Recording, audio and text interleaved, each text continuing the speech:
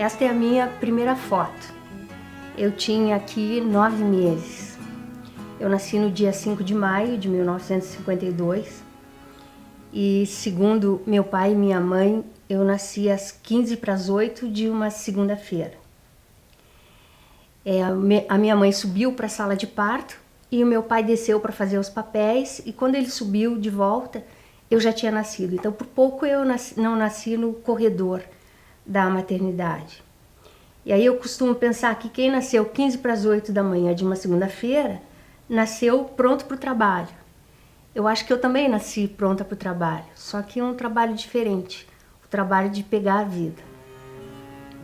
Eu gosto muito dessa foto. Aqui eu tinha 5 anos e o meu irmão mais velho, o Johnny, tinha 6. Eu queria muito me vestir de bailarina, então eu me vesti de bailarina no carnaval. Mas o que mais me chama atenção nessa foto é o olhar, tanto o meu olhar quanto o olhar do meu irmão. Eu tenho um olhar de absoluta surpresa e ele tem um olhar imensamente triste. E o fato do olhar ser um olhar diferenciado numa situação que não tem nada a ver, porque é carnaval, os dois deveriam ser olhares extremamente alegres, terminou resultando num conto de que eu gosto muito e que saiu numa antologia que se chama justamente Este Seu Olhar. E essa antologia, o que ela tem de interessante é que ela parte sempre de uma foto da infância. E a foto da infância que eu escolhi foi justamente essa do carnaval. E o conto se chama Em Família.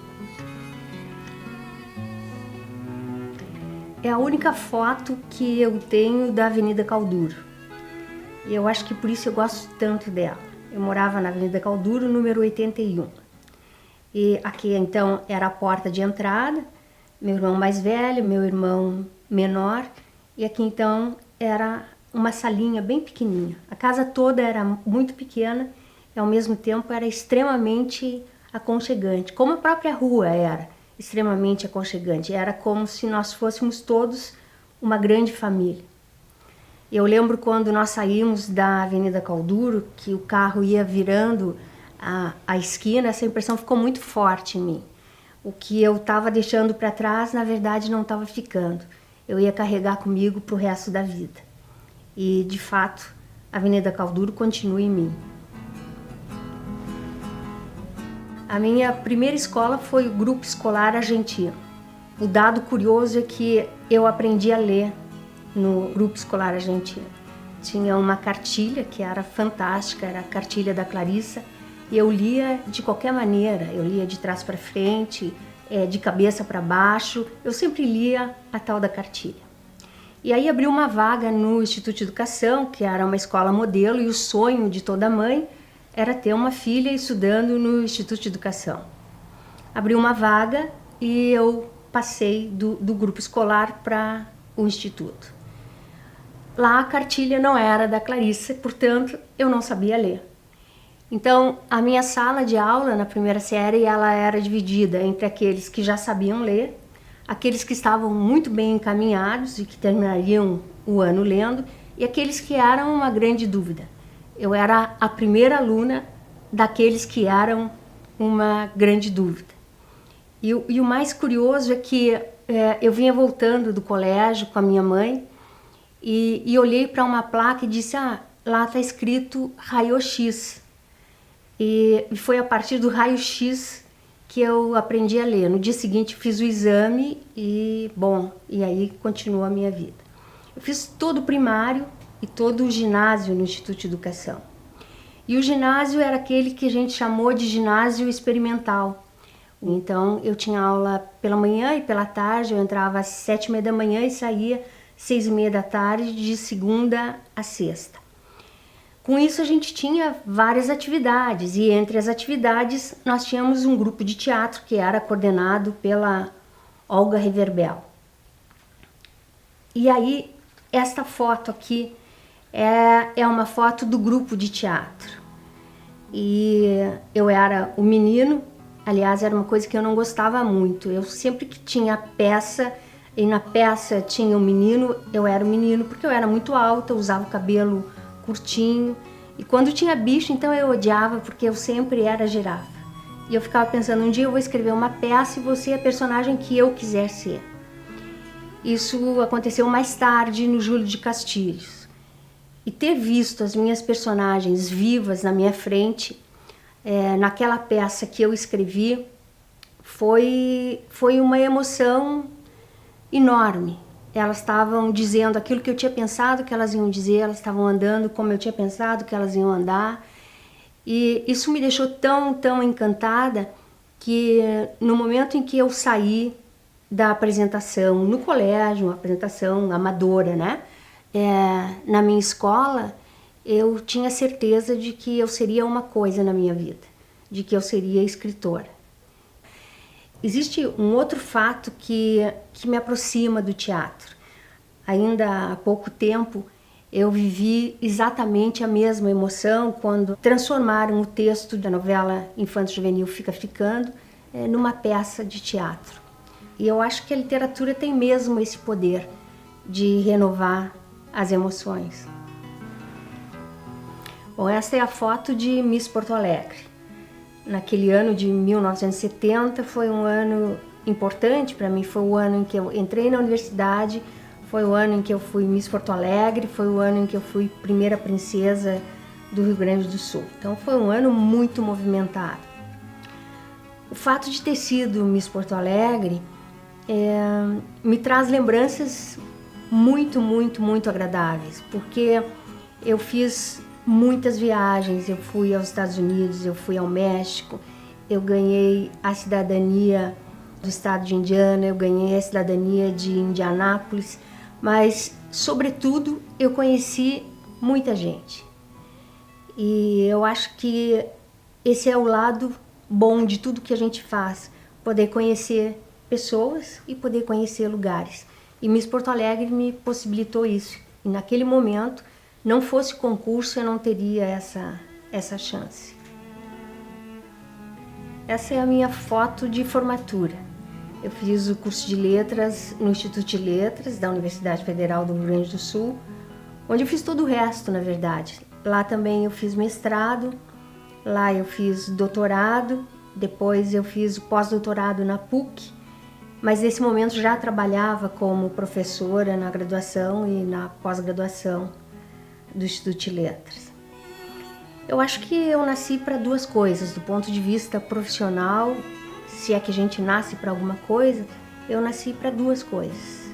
Eu nasci para escrever e eu nasci para ser professora.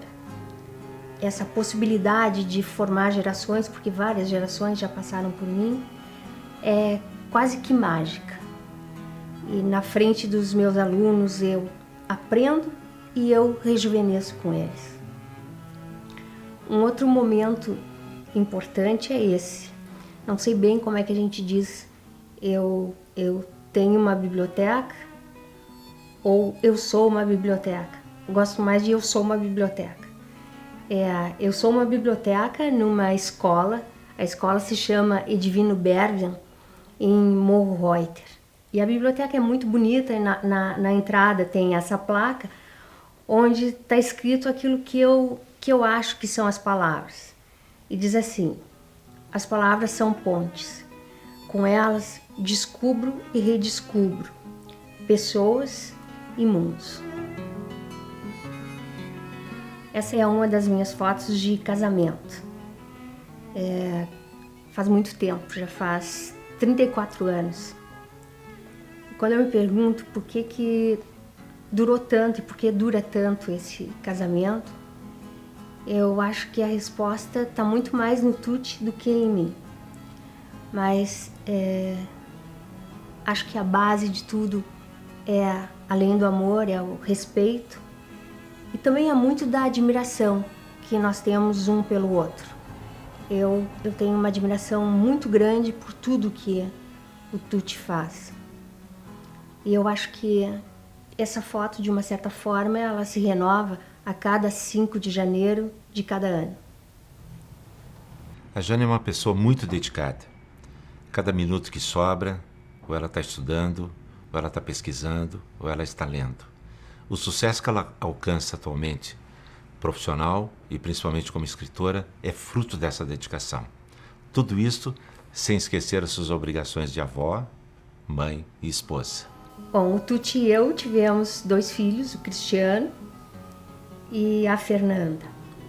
E nessa foto nós estávamos voltando do hospital e foi um momento muito querido, muito terno, porque a gente pediu que os nossos amigos não dessem presentes para a Fernanda, que os amigos dessem presentes para o Cristiano. E a gente deu a Fernanda de presente para o Cris. E ele gostou tanto da experiência que um pouquinho antes desta foto, ele me perguntou se a gente não podia voltar para o hospital para buscar outro nenê. Então, eu acho muito terno isso. A mamãe sempre foi muito presente na nossa vida, tanto na minha como na minha irmã. E isso se deve a uma característica que ela tem, que eu admiro muito, que é a capacidade de imersão total no trabalho em determinados períodos. Então, se ela tem milhões de coisas para fazer, milhões de coisas para ler, aula para preparar, banca para preparar, ela consegue, senta de manhã e ela vai até terminar, e não tem telefone, televisão, campainha, gato, cachorro, nada consegue atrapalhar a concentração dela. E ainda assim ela acha tempo para fazer a massa do almoço de domingo. Então, essa capacidade de imersão eu admiro muito nela. Eu acho que eu tenho muita sorte de ter a mãe que eu tenho, primeiro porque eu sou a primeira leitora sempre. Conforme ela vai escrevendo, eu vou lendo, e a gente brinca, ela diz que eu sou o termômetro, porque se eu choro, ela sabe que tá bom. E segundo, porque ela tá me ensinando a ser mãe, e isso, para mim, isso tem sido maravilhoso. Ela sempre me ajudou muito, sempre foi muito presente, e agora, mais ainda, ela tá me ensinando a ser mãe.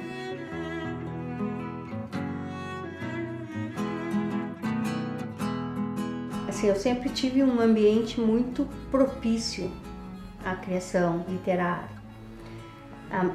Tive uma infância pobre, né? Mas meus pais sempre tiveram uma preocupação com a educação. E o meu pai, particularmente, sempre foi uma pessoa muito ligada em livro. Ele tem um profundo respeito pelo livro. E muitas vezes eu peguei meu pai escrevendo, às vezes até no papel de pão.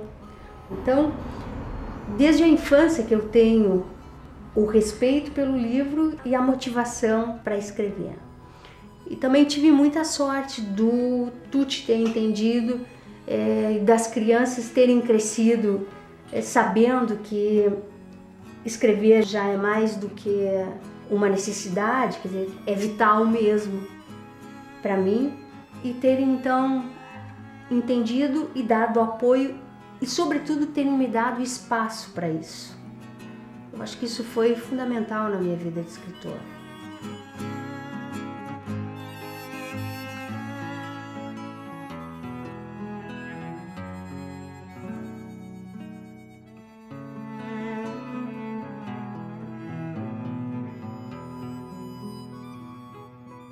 O meu primeiro livro se chama Batalha Naval. E ele tem um padrinho, que é um padrinho muito especial, que é o escritor Sérgio Faraco. Na verdade, foi o Sérgio Faraco que pegou o livro e levou em mãos a civilização brasileira do Rio de Janeiro. Eu já vinha publicando há muito tempo na imprensa contos, porque o conto sempre me fascinou.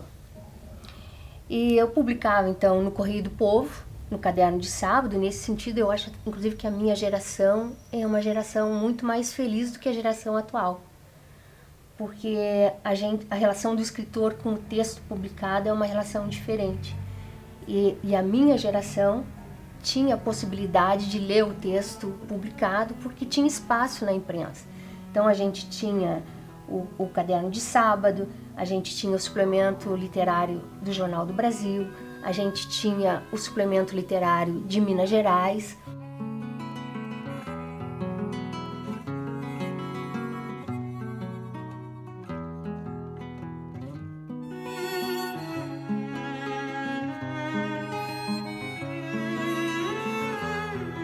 Foi aí que eu iniciei a minha trajetória de escritora. As pessoas começaram a me perguntar pelo livro, então eu juntei esses contos e daí surgiu Batalha Naval. Batalha Naval é a reunião de 17 histórias curtas, publicadas ao longo de 10 anos na imprensa, e que trata da vida de qualquer pessoa, da infância à velhice. A primeira capa do Batalha era uma capa muito feia do meu ponto de vista, porque me lembrava muito livro americano, quer dizer, um olhar atrás de um vidro, criava alguma coisa de suspense, e isso estava muito longe da Batalha que eu tinha imaginado. Então ele terminou ganhando, quando saiu pela Movimento, outra edição, uma outra capa, e essa capa é lindíssima, porque é a capa que eu imaginava do Batalha Naval. Depois do Batalha Naval, eu estava em casa um dia, lembro bem desse dia. Eu estava em casa e comecei a pensar numa menina de 13 anos e de repente eu tinha os amigos dessa menina, eu tinha o mundo dessa menina e sentei para escrever. E o resultado foi uma novela.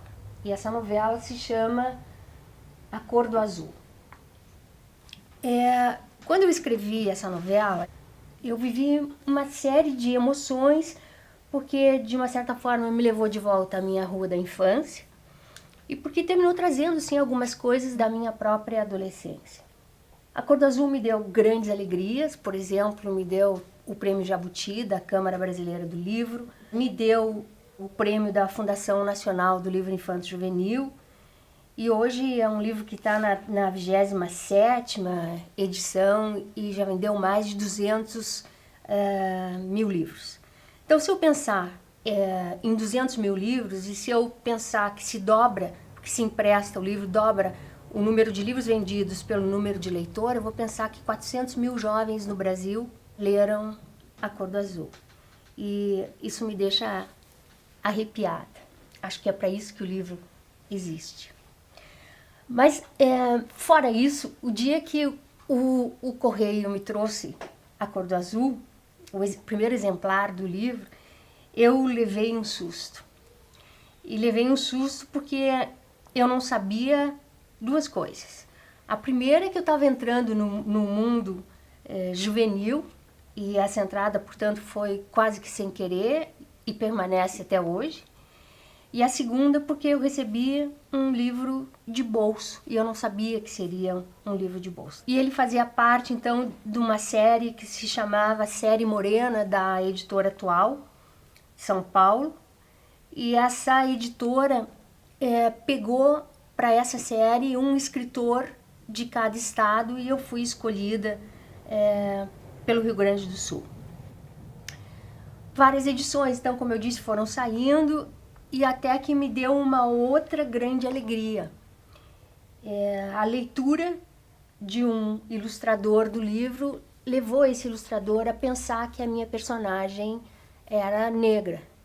Então, a partir daí, já várias edições depois da primeira, a minha personagem é negra, aparece na capa como uma representação negra e é uma das poucas personagens principais na literatura juvenil que é negra. Isso me dá uma alegria muito grande.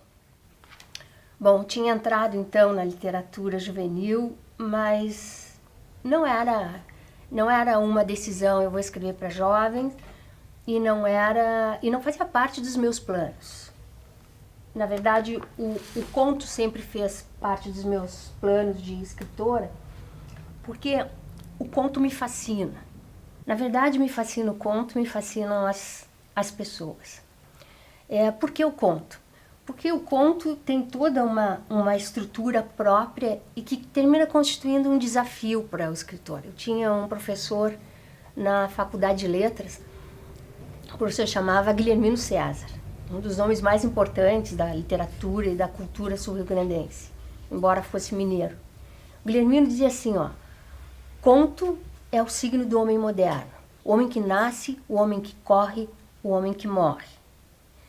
Então, essa pressa essa vida inteira do homem que nasce, o homem que corre e o homem que morre, toda essa extensão tem que ser dita num espaço de texto muito pequeno. E eu acho que esse é o grande desafio do conto. Por outro lado, eu queria muito, eu perseguia um projeto já nesse momento. Eu queria um livro que tivesse unidade, que o leitor pudesse trocar a ordem dos contos, ou até tirar um conto fora, ou 2 contos fora, e que o livro permanecesse com unidade. Então foi aí que tive a ideia de usar a minha outra grande paixão, que são as pessoas. E aí surgiu um livro que se chama Pessoas. Essa capa eu acho belíssima, é do Mário Ronelt e ele é feito sobre a pintura do Rafael Canogar. E é um livro de 14 histórias muito curtas e que fala de pessoas diferentes. Foi um livro que me deu a alegria e a confiança, eu acho, em ser escritora. Foi o livro que me deu o prêmio Érico Veríssimo por obra. E, na verdade, a minha obra era constituída de 3 volumes. E me deu esse prêmio, que é o prêmio mais importante da cidade, que é extremamente importante para o escritor ter o reconhecimento na sua cidade.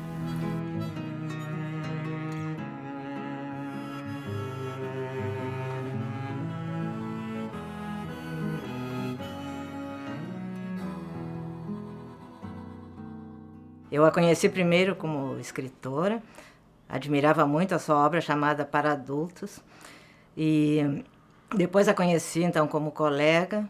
Em determinado momento fomos ambas convidadas a participar de um projeto infanto-juvenil.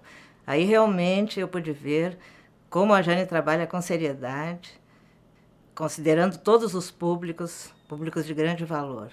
Ela não faz concessão nenhuma ao mudar de uma literatura para outra. Ela é uma pessoa generosa, amiga, é uma pessoa que sabe o que quer, é um grande valor e que não faz esforço nenhum para aparecer. O meu 4º livro se chama Geração Traída. E esse livro é uma novela para adultos, portanto, diferente do que eu tinha feito até então. E era um livro que eu achava que devia à minha geração.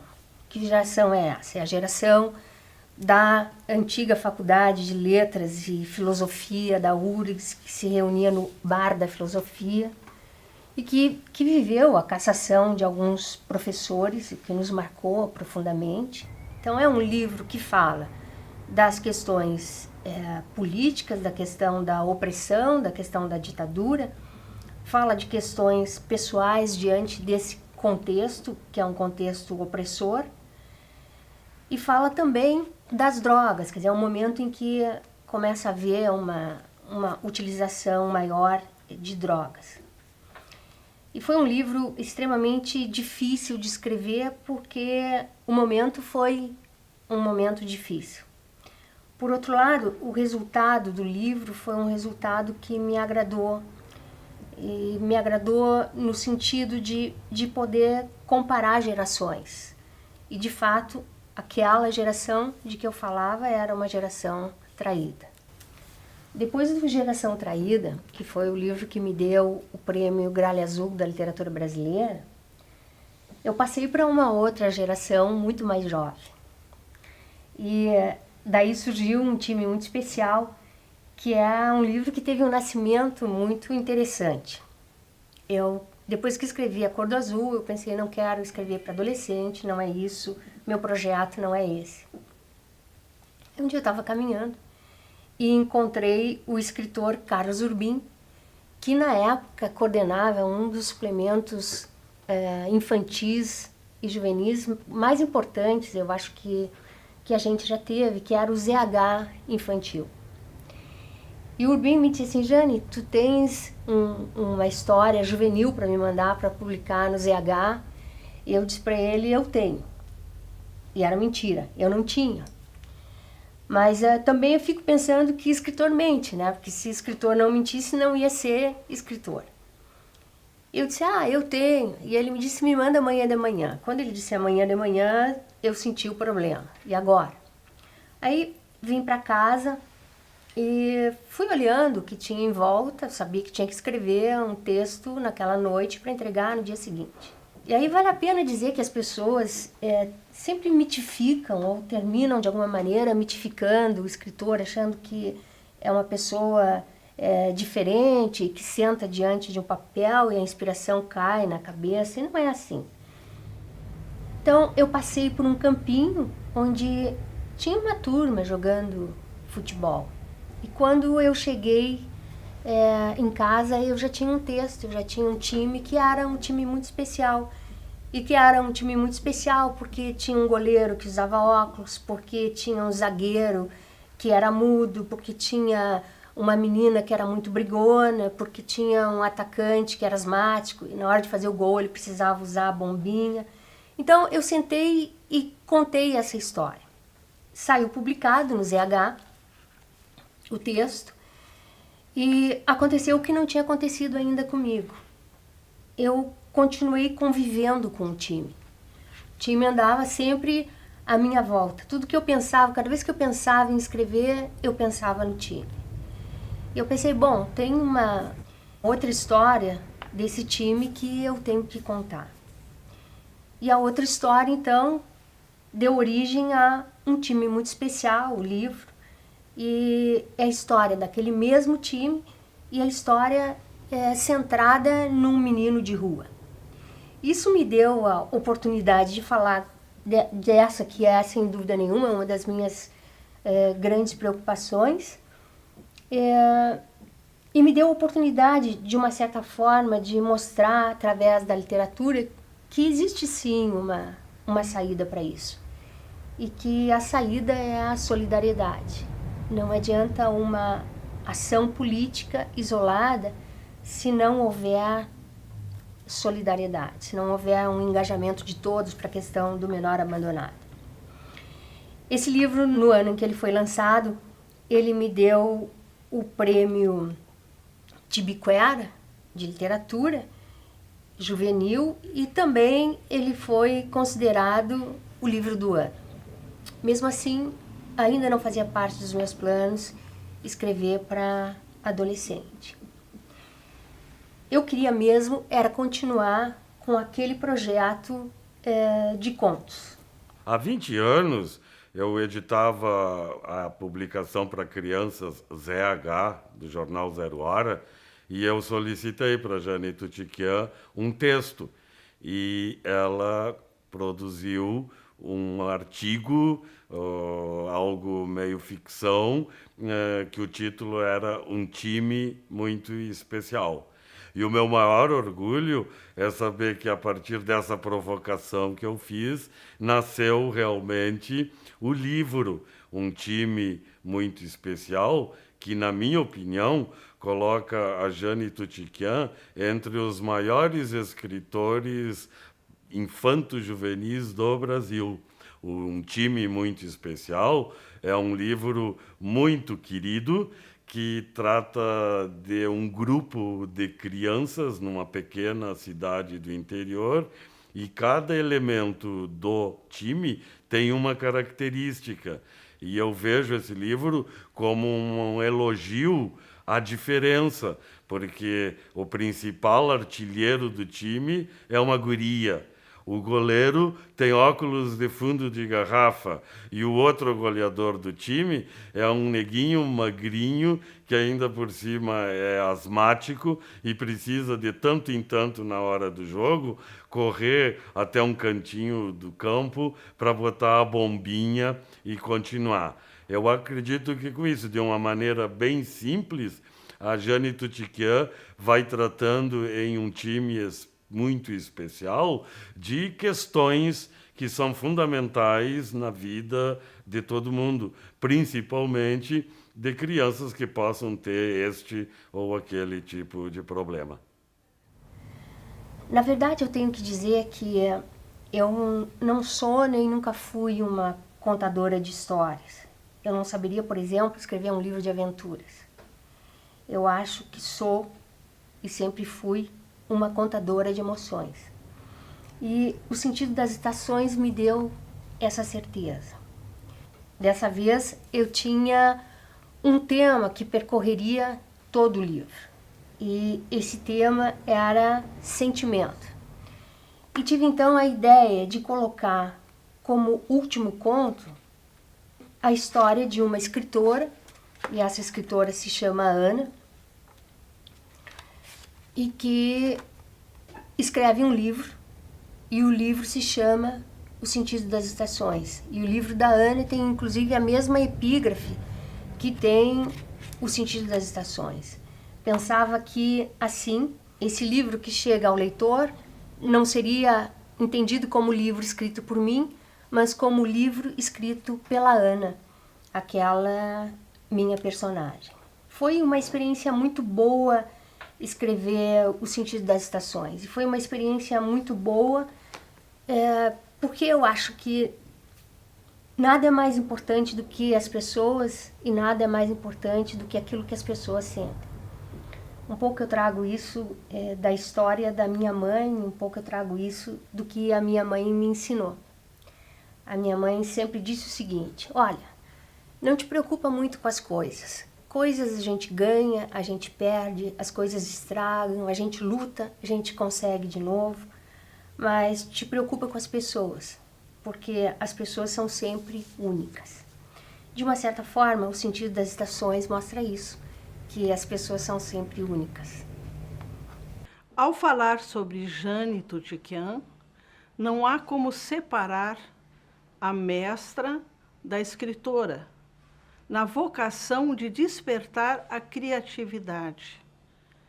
Ela escolheu a escrita como um meio de transcender do estatuto pedagógico, do programa de disciplinas, para a criação. Isso é muito importante, tanto nos artigos que ela escreve, nos ensaios, na crítica literária e, principalmente, na literatura infanto-juvenil, na qual ela é mestra, e onde ela desperta os alunos para uma nova leitura. E ela mesmo se define, e de uma maneira muito importante, não como uma contadora de histórias. Ela faz questão de dizer que ela é uma contadora de emoções. E isso só é possível graças aos talentos da sensibilidade. Eu tenho o mesmo carinho que eu tenho por ela como pessoa, que é uma pessoa maravilhosa, eu tenho pelo trabalho dela. Ela consegue transmitir, em qualquer linha do que escreve, a sua profunda generosidade, a sua simpatia, eu diria a sua beleza, né? Porque é uma questão de beleza, de profundidade, de espírito e de qualidade, tanto de vida como de trabalho. E teve um dia que a adolescência me invadiu de novo. Eu estava numa escola e eu faço isso semanalmente. Todas as semanas eu saio ou em Porto Alegre ou no interior, eu saio para conversar com os adolescentes. E eu estava numa escola fazendo uma palestra e tinha uma menina muito bonitinha que não me olhava, não ria, era como se eu não estivesse ali. Então eu decidi acompanhar o olhar dessa menina e vi que ela estava olhando para um menino que também era muito bonitinho e do lado dele tinha uma menina que conversava todo o tempo com ele. E eu pensei, o que será que aconteceria se 3 meninas, amigas, se apaixonassem pelo mesmo menino?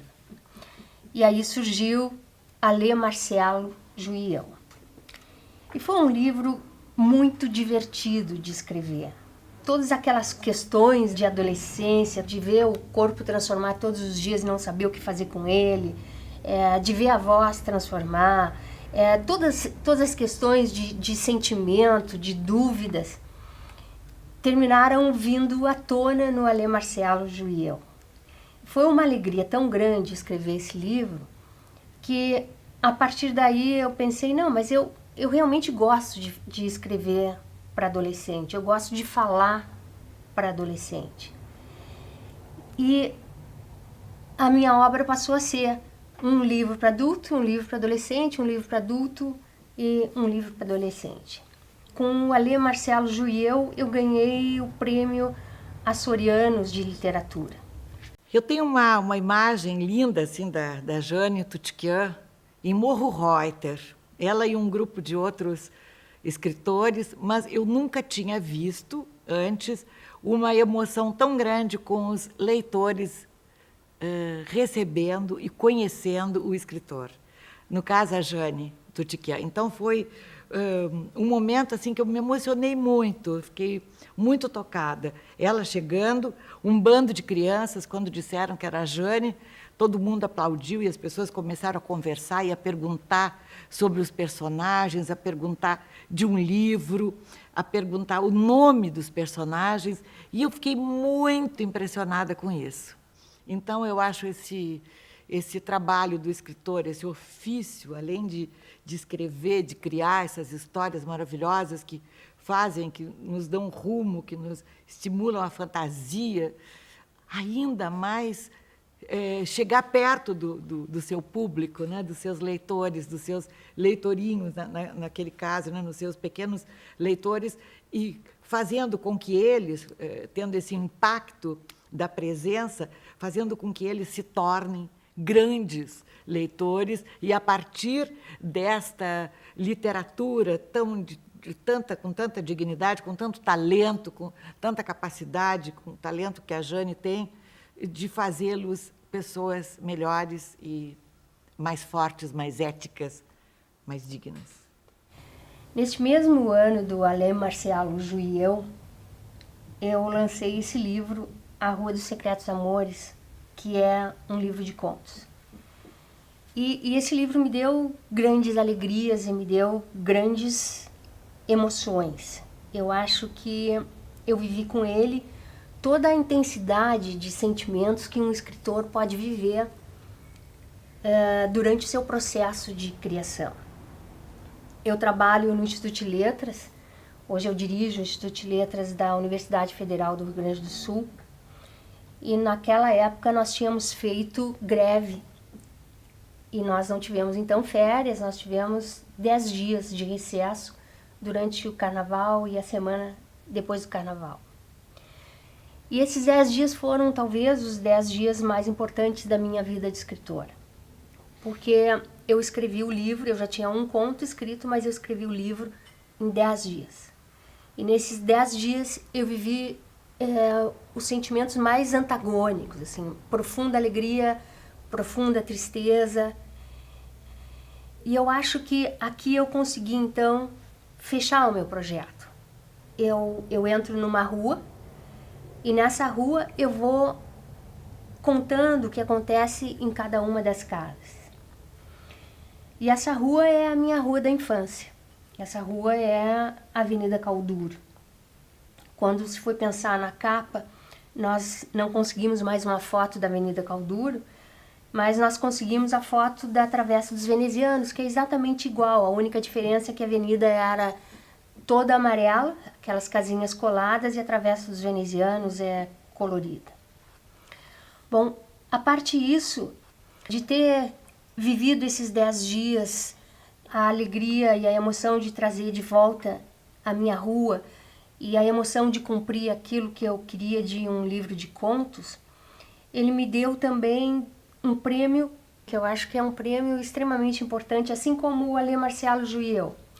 Ele me deu o prêmio Livro do Ano de Contos da Associação Gaúcha de Escritores. E eu tenho muito carinho por esse prêmio, porque não é formado um corpo de jurados, de especialistas para decidir quem ganha o prêmio, mas é um prêmio que eu ganhei dos meus pares. É um prêmio em que os escritores votam, e isso faz dele extremamente especial.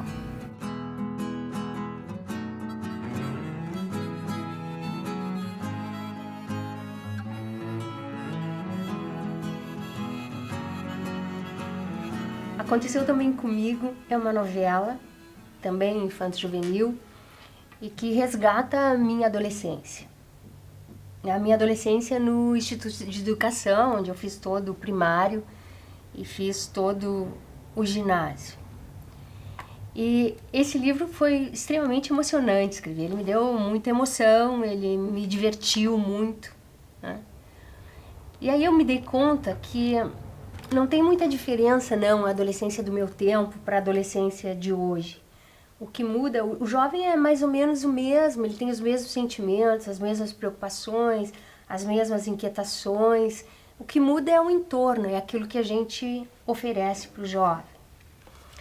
Então, o Aconteceu Também Comigo me fez perceber o quanto a minha adolescência foi importante para mim mesma, o quanto essa fase foi importante para mim. Foi uma fase de muita intensidade na minha vida, ou seja, a descoberta de quem eu era e de quem eu queria ser aparece aqui no Aconteceu Também Comigo.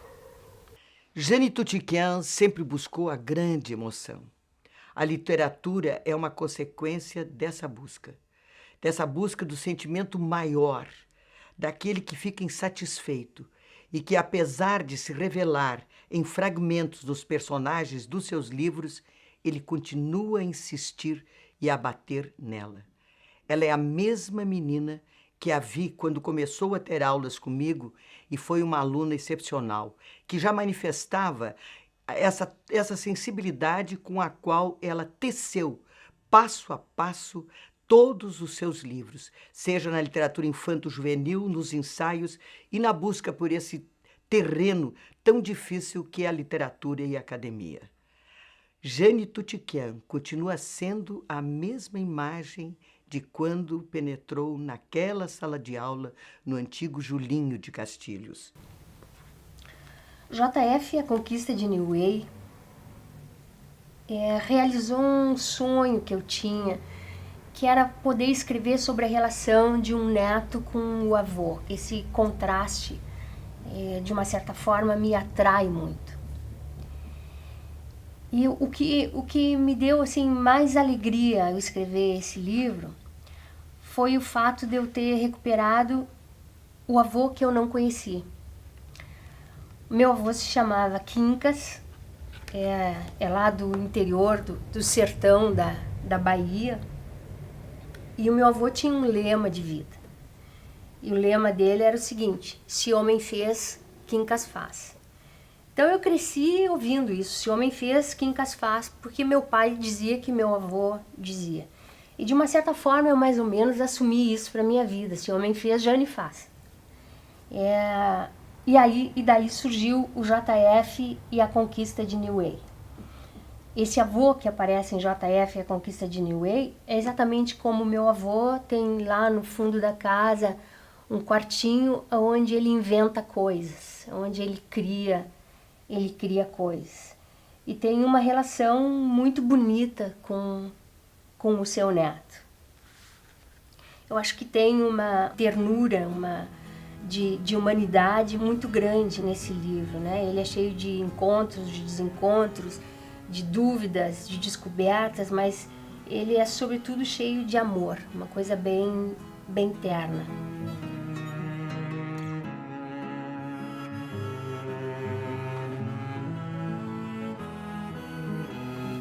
O livro de contos que veio depois do JF e A Conquista de Niuei, que também ganhou o prêmio da Ages, se chama Entre Mulheres, Contos de Amor Aprendiz. Eu fiquei pensando se os homens e as mulheres amavam da mesma forma, e eu fiquei pensando nas possibilidades de formas de amar que uma mulher teria. Ou seja, a figura feminina nas suas experiências mais variadas, de filha, de mãe, de esposa, de amante. E foi sobre isso exatamente que eu escrevi. Mas tudo isso voltado para o exercício do amor. E é um livro cheio de descobertas, eu acho. E de uma certa forma, no final, eu fiquei um pouco inquieta. Eu perguntei, mas se eu falei sobre as formas de amar das mulheres, eu estou entregando o ouro para os bandidos. E encontrei então um verso da Flor Bela Espanca, que é uma grande poeta portuguesa, que diz assim: é mentira o que eu digo, eu sou mulher. E assim termina o Entre Mulheres.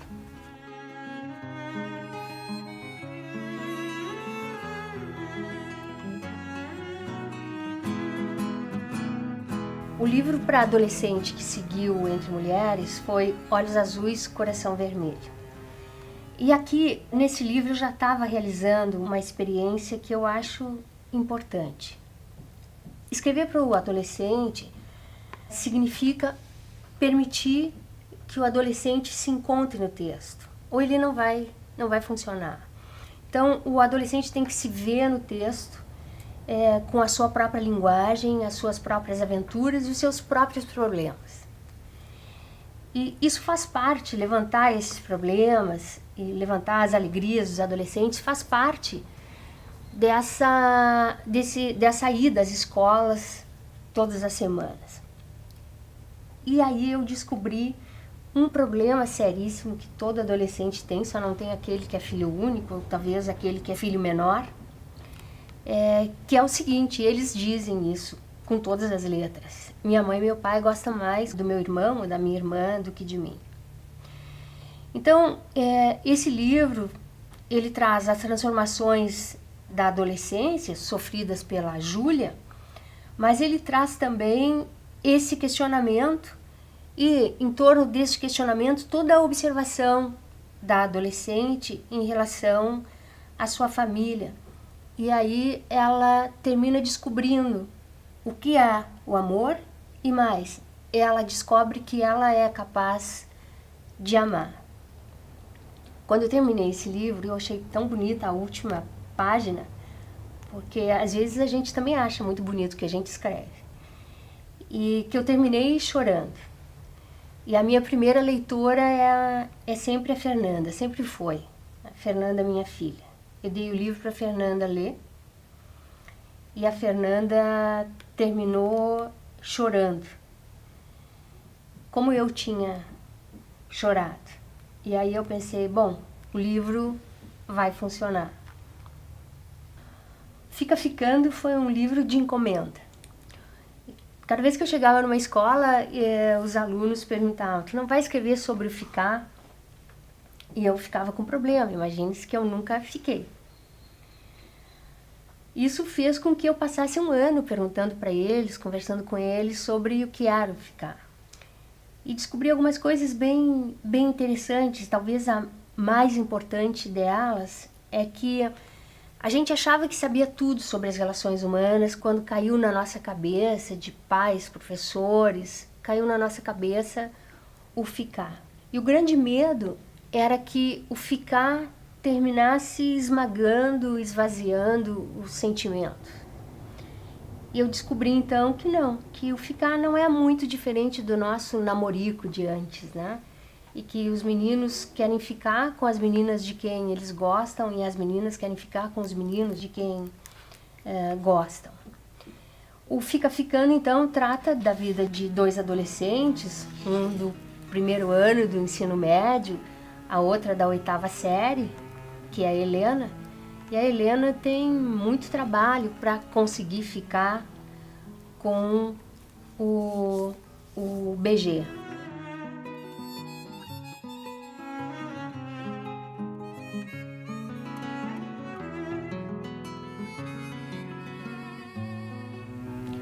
Bom, de uma certa forma, a minha vida sempre esteve muito ligada à palavra escrita. Eu tenho, por exemplo, um poema que eu fiz para o meu pai quando eu tinha 8 anos de idade. O poema, obviamente, não tem nenhum valor literário, mas tem um valor afetivo muito grande e tem já uma revelação de que a palavra escrita vai me acompanhar para o resto da vida. Então eu tenho esses livros publicados, mas eu tenho também participação em várias antologias. Eu tenho vários livros organizados, eu tenho ensaios acadêmicos, eu tenho ensaios e artigos publicados no Brasil, publicados no exterior, como tenho participação em antologias no país e no exterior, tenho contos traduzidos para o inglês, traduzidos para o espanhol.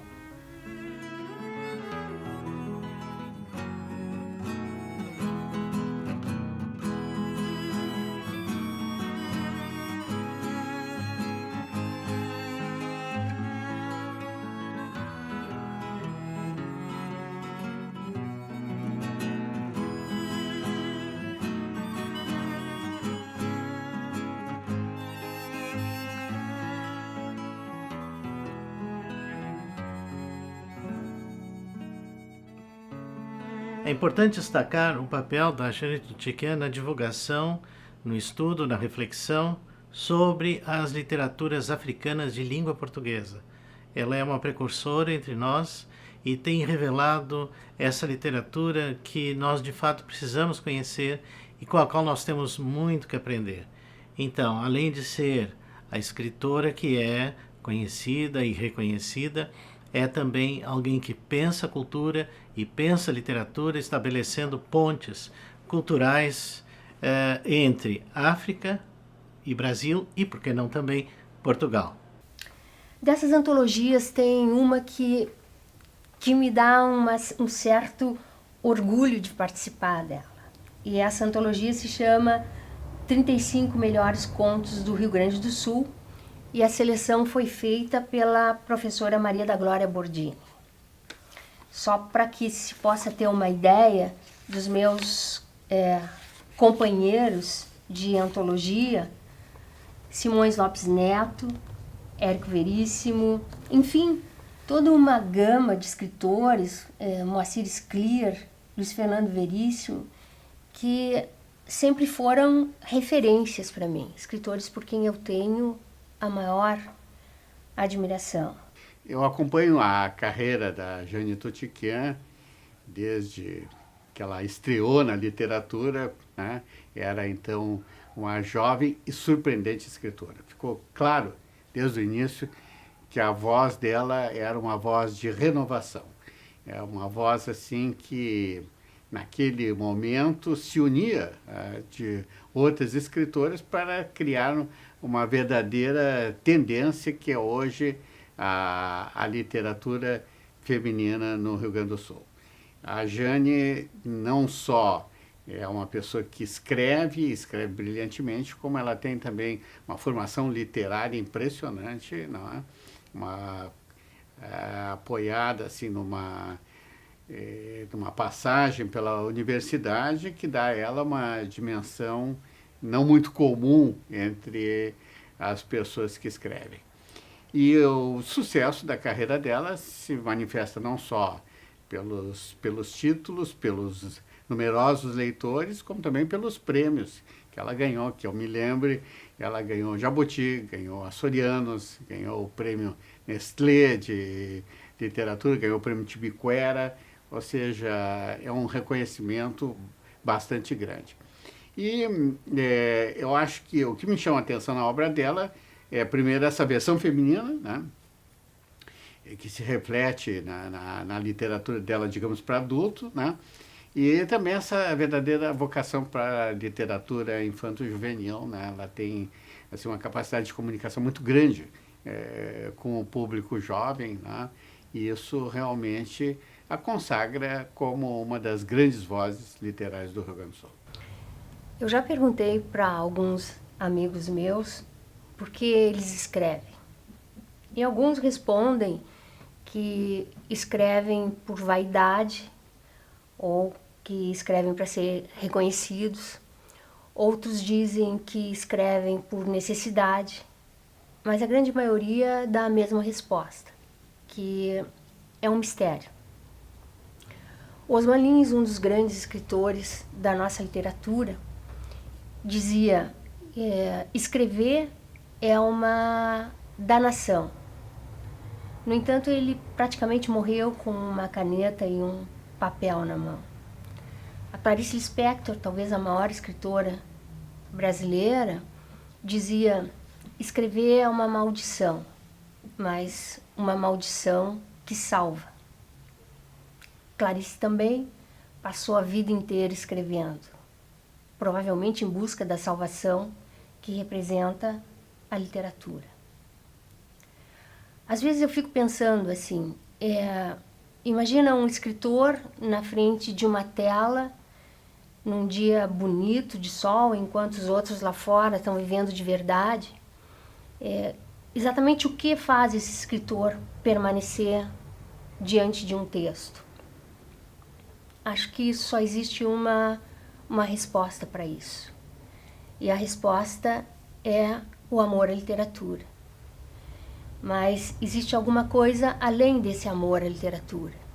E essa coisa além é a vontade de estar junto às pessoas. E é exatamente por isso que eu escrevo, porque escrever é a minha melhor forma de estar junto com as pessoas.